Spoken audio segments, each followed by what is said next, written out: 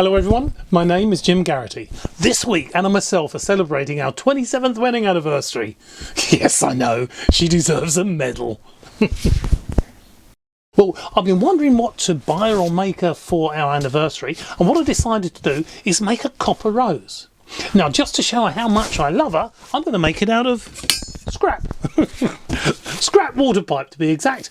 Both of these came from the house when I did some alterations just a few weeks ago.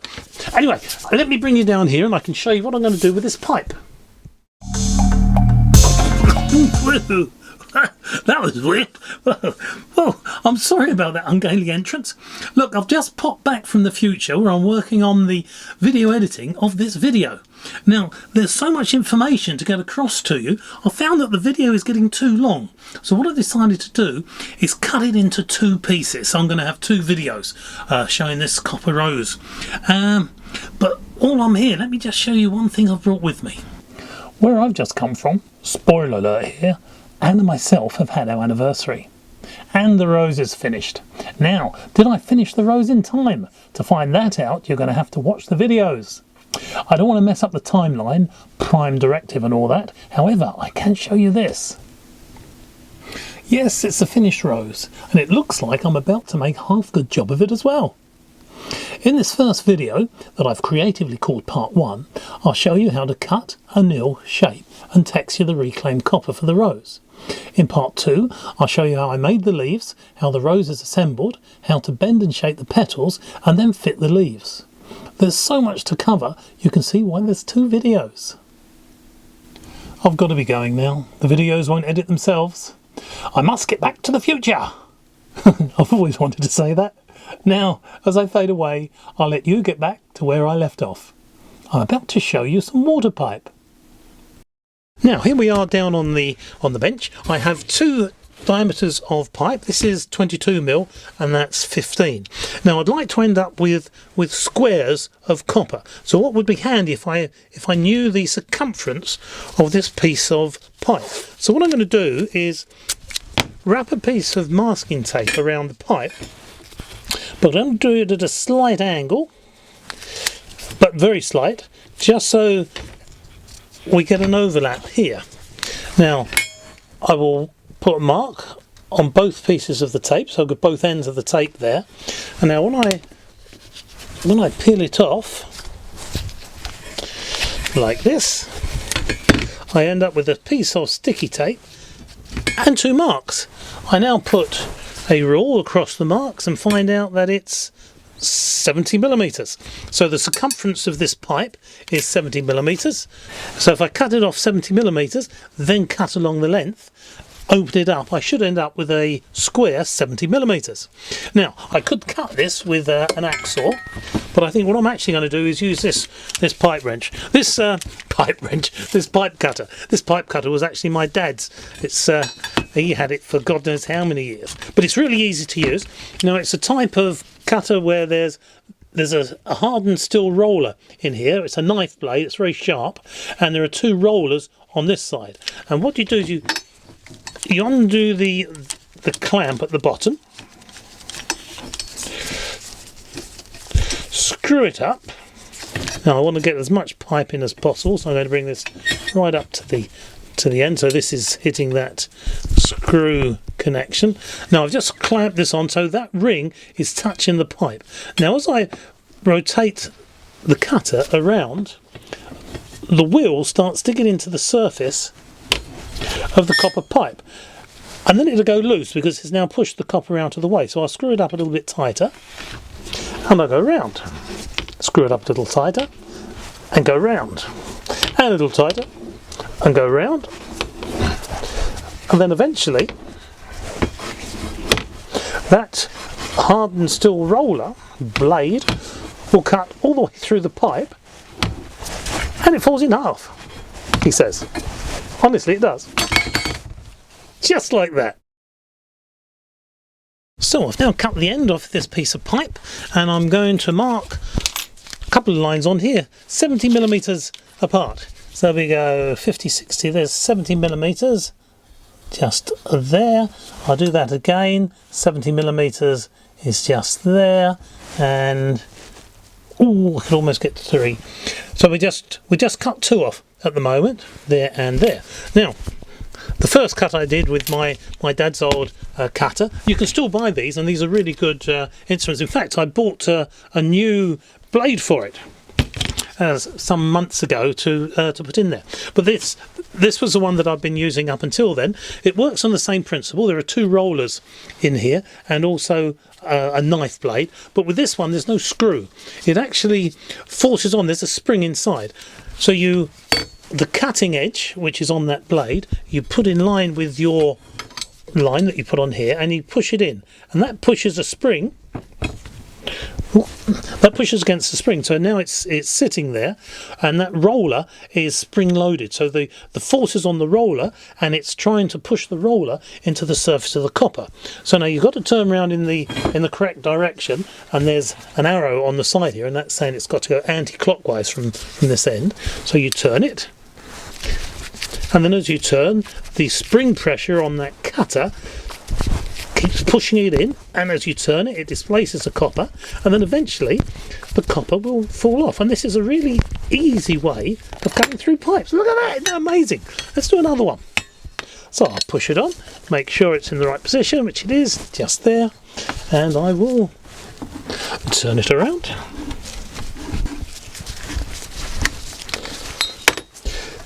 And look at that, 2 pieces cut off near enough the same length. Now, if you were going to use these for plumbing, it's important to put a little file down here and get rid of that burr, because those burrs can make hissing noises in your plumbing, especially if you're on the hot water side going into a radiator. So if you are going to use this type of cutter, remember always to file the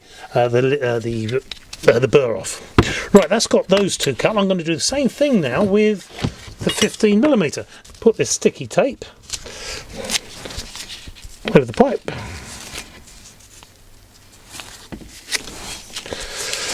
Like that.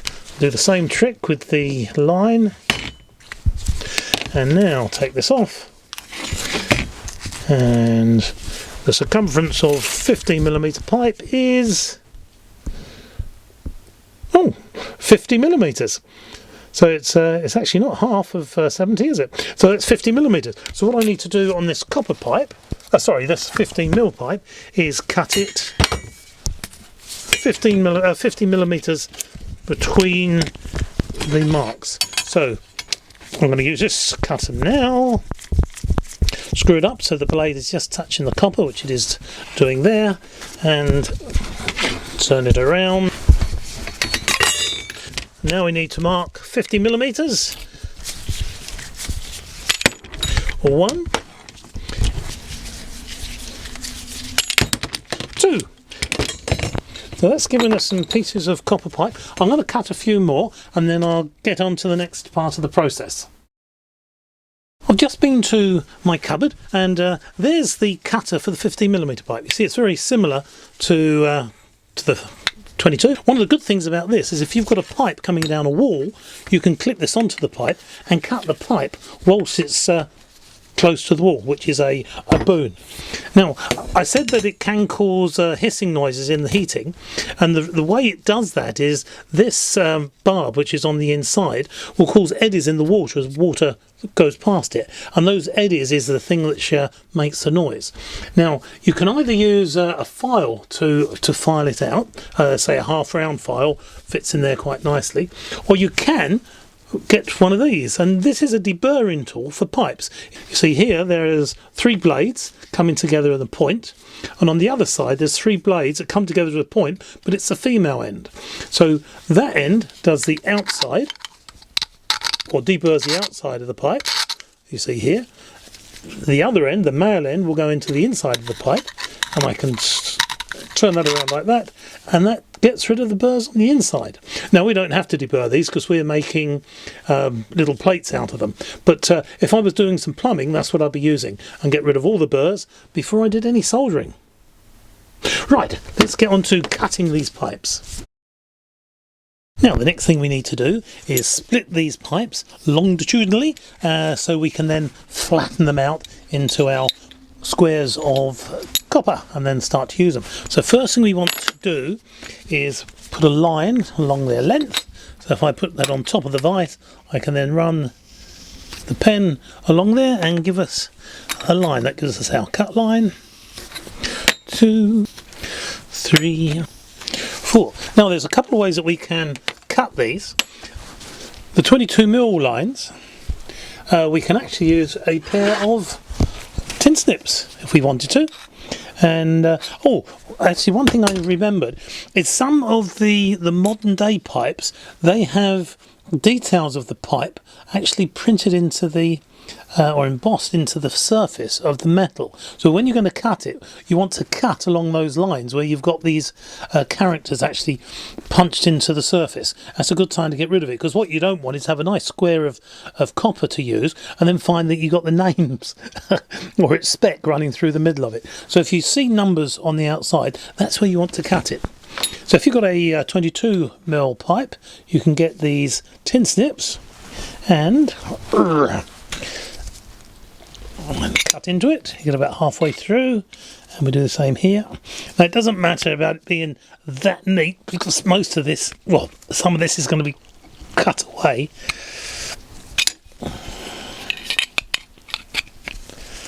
And there we go, and we're cut all the way through.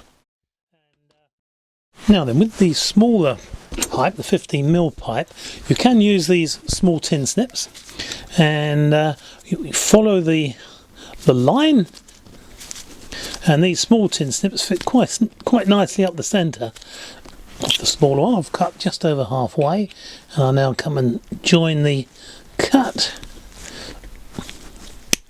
like that, and that has cut all the way along here. Don't worry about it getting twisted, because all this is going to be flattened out in a moment. So with the smaller ones, what's perhaps an easier method to cut them is if you hold it in the vise like this, you can then use an hacksaw. Just tighten this up, and then hacksaw across its length. So I started the saw there.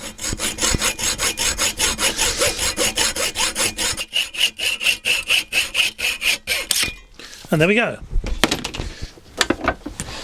And there we have a nice cut all the way down. Now once we've cut it, we now want to open it up. So I have two pairs of pliers here. An old pair of parallel pliers. Stick that in one end. Doesn't want to go in. That one goes in, so I'm just putting that in and squashing it a little so I can then get the bigger pliers in. There we go, so the pliers in there, now on this side, and open the slit up a little, and now I can get the pliers in this way.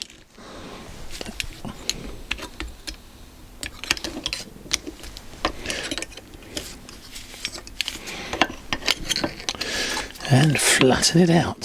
So that's the 15mm. The larger pipe is easier to do because we can just get the pliers straight in there and twist. And now flatten out like this.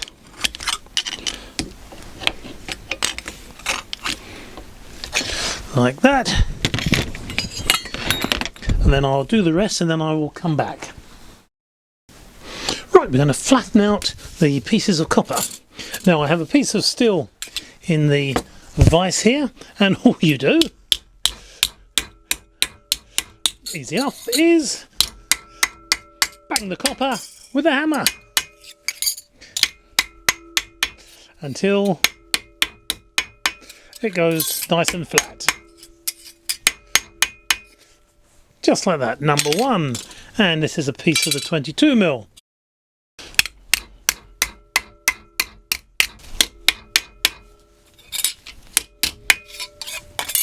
Right, I will carry on. I've got lots of pieces down here to flatten out.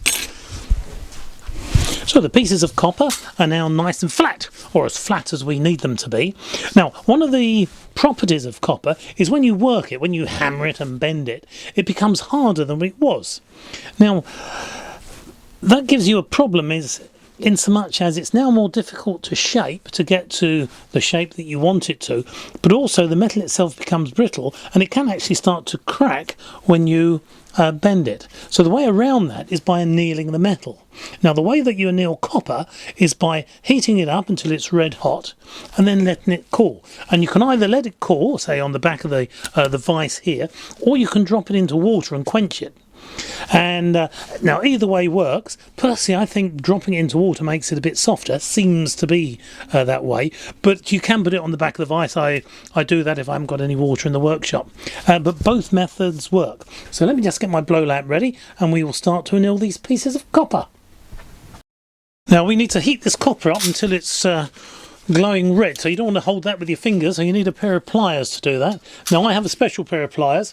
You don't really want to heat your pliers up because it messes the temper inside the metal. This is a pair of pliers that I use just for heating. These are my sacrificial pliers, so I can hold the bits of metal just right on the corner, so it takes away as little heat as possible. Right, when the blow lamp lights up, you're not going to be able to hear me. Some could argue that that's a good thing. So what I'm going to be doing is glowing this red hot, and then I have a bucket of water on the floor and I'll be dropping them into the bucket of water to quench them. So I've turned some of the lights off, that's why it's looking a little bit darker now, and let's light the lamp.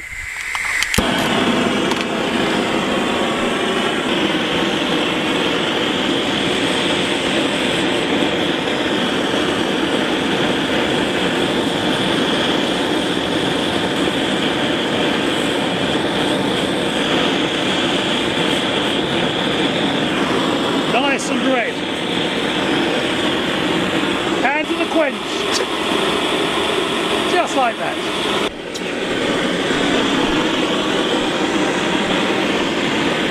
And now one of the larger pieces.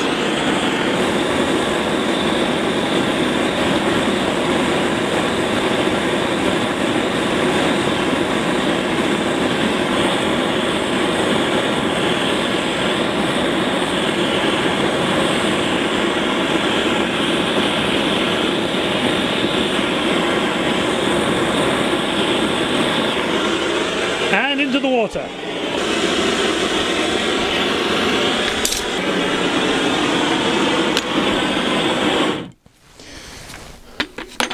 Now my bucket is in fact a plastic bucket. Where are you? Oh, there you are. Hello, how you doing? My bucket is in fact a plastic bucket, but there's no way that I'm going to melt it because there's so little metal here is once it goes into the water that heat gets dispersed and there's just not enough heat energy in this to stay warm and damage the bucket. If you heated up say a big ball bearing and dropped it in, then that would retain its heat and damage the bucket. So don't do this to anything that's big and heavy, but pieces of copper like this into a plastic bucket, as long as it has water in, of course, should be fine. Right, I'm going to carry on doing this and then we will have a look at what it looks like once it's been quenched. All our pieces of copper are now nice and dry and extremely soft.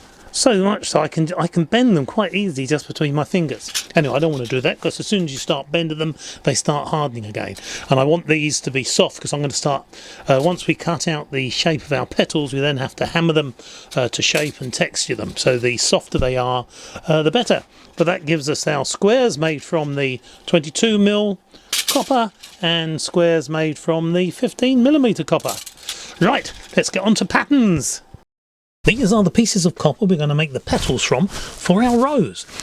Now, some time ago I made this rose here. In fact, I made 4 or 5 of them for some internal lights in the house. This is one that was left over. It's a spare, which I keep in the workshop. Anyway, the thing is, this is a very flat rose, like a dog rose. And it's not really what I want to give Anne on our anniversary. So what I'd like is a rose that's more realistic.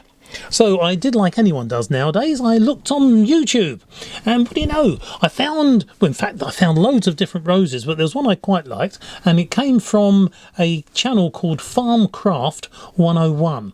Now he does some really nice videos. He actually made his own furnace, he cast his own bronze cannon, and he does lots of other interesting sort of things and quite a lot of farm-based videos as well. Anyway, I looked looking on his channel, I found he did a rose and a copper rose, and the shape of the petals that he used was that. And it seemed to work quite well, so I've decided to nick the idea. Anyway, let's see if we can make a rose using this shape of petal. Right, let's start to mark out our petals. If I go put that on there, and we will go around it with this marker. I'm getting more on the paper than I am the copper. One down, 4 more to go. 1, 2, 3, 4, 5. One of those is going to be the green bud at the bottom, or the leaves from the green bud. 1, 2, 3, 4, and 5 sets of petals. So there's going to be 10 petals in total, because each one of these is actually 2 petals. It's going to be held in the centre, and these will be bent up. Right, let's get to that. And these are all the petals now marked out. See, the bottom one, I just did that by hand. That has 4 little leaves on, and what that is actually, or what it represents, is the bud of the rose. Because when the rose bud breaks open, the skin on that bud goes into 4 little petals, which then go down to the bottom and then, I suppose, eventually die off. But they are green and they stick out the bottom of the rose. So that will be the bottom part of the rose, and then the other petals will be on top of it. So the next thing to do is cut everything out. And we're on the workbench. Here are our pieces of copper we're going to cut. I have 3 pairs of tin snips, which should get around all these little nooks and crannies on the pattern. Now then, let's start to cut. When you're cutting the copper, you'll probably find it's quite difficult to stick to the line. Now, it's fine if you cut away from the part you want, as you can cut a little closer later. But try not to cut into the part. If you feel the cut is going that way, then stop, pull the tin snips out and start to cut again in a different place. Remember, you're making an organic form, so a few dents and dings won't stand out. All the petals are now cut out. Using these tin snips, you can't keep exactly to the outside. This pair of tin snips is actually easier to use, and you could get into more of the detail because the top of the cutters are a lot thinner than the traditional type of tin snips here. And so that means that the pattern is a bit sort of chunky. So the next thing I need to do is put this in the vise, and then with a file get them more round and get rid of all the sharp edges. And now we start to file our petals. Now, normally if I was using the vise for holding something, I would put soft jaws in here, but because we're going to be texturing these with a hammer, I'm not going to worry about the soft jaws, and any texture we get from it is going to help in the long run. Shape these petals a little bit better than they are now, and also get rid of the sharp edges and make the edge more nice and round. And this will take a little time.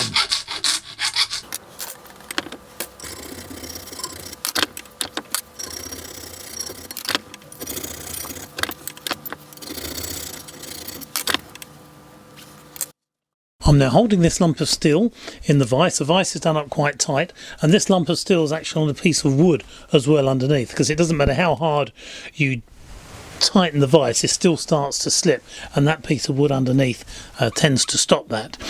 Now remember, the copper's been annealed, so it's quite soft. The first thing I want to do is just flatten it out a little and actually make it a lot thinner around the edges, because petals on rose bushes haven't got thick edges like this. So I want to hammer around the edges. I'll be hammering in the centre as well, just to get a bit more space. And remember, with rose petals, they are normally wider than long, so you want wide, and also having them wider means you can then bend them around with the pliers and get more of a scallop effect. So I also have a pair of headphones or ear defenders which are going on now, and then we'll start to hammer. I'll start off with the ball peen.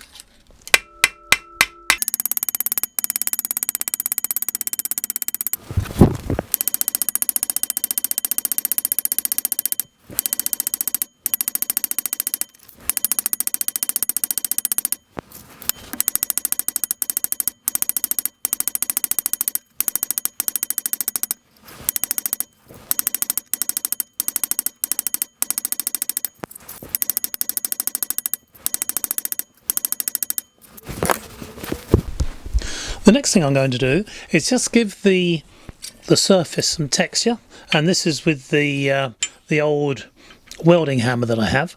Now you've got to remember that when these petals go in, they're going to be bent upright like this, so you're not going to see this far down into the petal, so really you only need the texture around the outside and mainly at the top of the petals.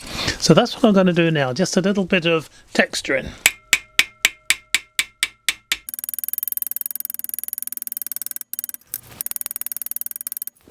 Now, do you see how this hammer actually gives a I'm not sure how I could explain it. Looks like hills in the distance, but if I just do one in here, it doesn't look that much. It just looks like a little arch, but you put them all together and it starts looking like that. We'll be doing some more texturing after this, and with the cross pane hammer, but I'll just carry on with this for a moment.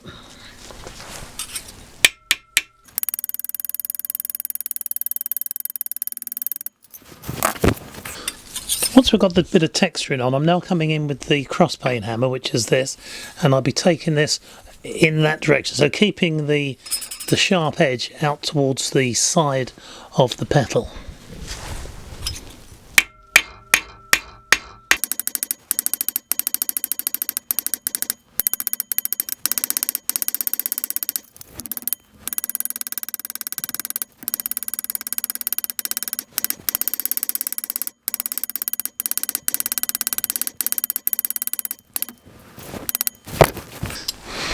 And I think I'll be stopping there just for a moment and doing the other side now.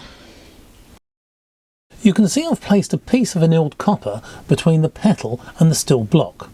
If you don't do this, the texture you've just hammered onto the front face of the petal will get flattened and will fade by the flat face of the hard steel block. You don't need a lot of texturing on the rear.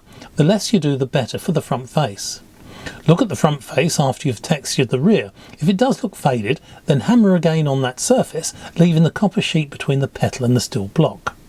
If any surface is going to be left faded, it's best if it's the rear surface. The petals are finished, and it's now time to texture the bud case.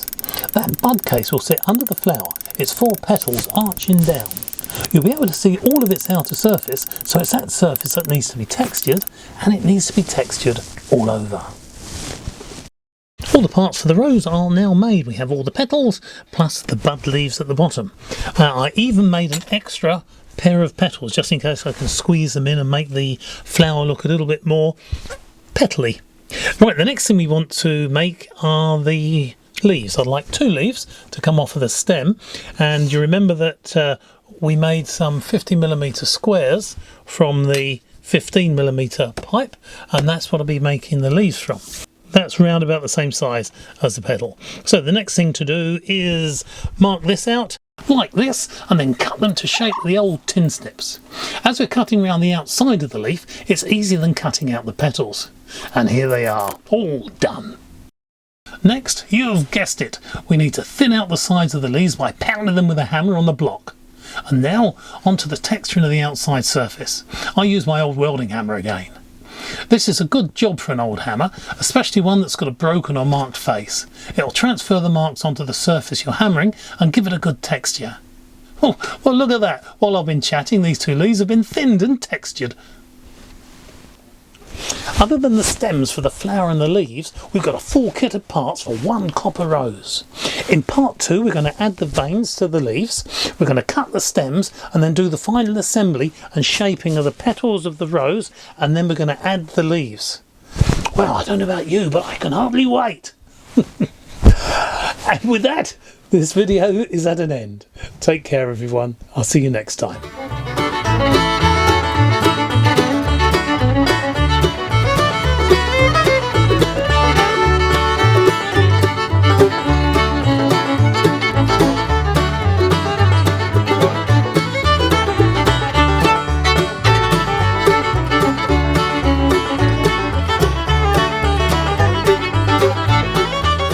Could you do something like this? Of course you can.